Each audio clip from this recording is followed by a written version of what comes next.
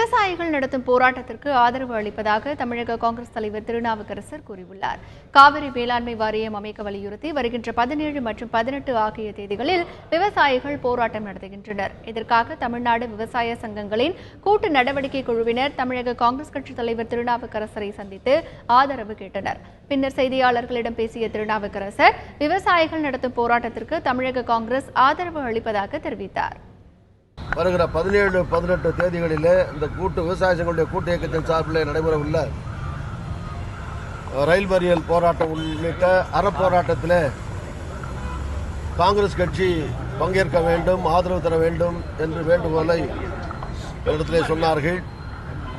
காங்கிரஸ் கட்சியின் சார்பில் தமிழ்நாட்டு மக்களுடைய நலன், தமிழகத்தினுடைய நலன், தமிழக விவசாயிகளுடைய நலன் கருதி இந்த கூட்டு இயக்கத்தின் சார்பில் நடைபெறுகிற போராட்டத்தில் காங்கிரஸ் கட்சி பங்கேற்கும், ஆதரவு தரும் என்பதை காங்கிரஸ் சார்பிலே தெரிவித்துக் கொள்கிறேன்.